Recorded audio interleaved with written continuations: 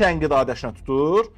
Niyə bu çıxışlar bəyənilmir? Ona görə ki, bu Milli Məclis, bu adı Milli Məclis olan, özü isə mahiyyətcə reallığın əyani təzahürü olaraq anti-milli məclis olan, yəni anti-milli düşüncəli, anti-milli təfəkkürlü, anti-xalq siyasəti yürüdən kəslərdən ibarətdir də bu məclis. Yığışıblar, özlərinə bir məclis qruplar, yığışırlar ora, özlərinə bir məclis qruplar, ancaq və ancaq bir məqsəd var, bir niyyət var ortada.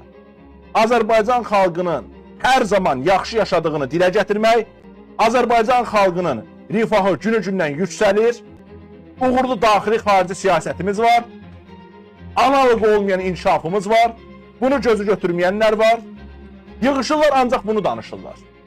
Və onların arasında bir nəfər nə vaxtsa könlünə düşərsə, o da əgər xalqın hansısa bir problemini ictimailəşdirmək istəsə, dərhal bu Sahibə Qafarovanın tənqidi ilə, qınağı ilə, sərt sözləri ilə üzləşir.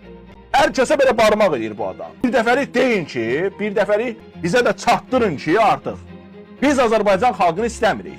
Azərbaycan xalqı sadəcə olaraq bizim üçün bir alətdir. Milli Məclisin foyesində, divarlarında bu söz yazılıb. Hakimiyyətin mənbəyi xalqdır. Bu söz yazılıb. Bunu hər kəs görüb. Hakimiyyətin mənbəyi xalqdır. Əgər siz doğrudan da orada oturmağınızın mənbəyini xalq hesab edirsinizsə, niyə bu xalqa hörmət eləmirsiniz? Niyə xalqın ancaq güzəranını, rifahını çətinləşdirən, ağırlaşdıran, dırnaq arası qondarma, heç bir beynəlxalq təcrübə ilə, beynəlxalq qanunlarla, sivil dünya görüşü və təfəkkürü ilə uzlaşmayan qanunlar qəbul edirsiniz və ümumiyyətlə adını da bunun qanun qoyursunuz?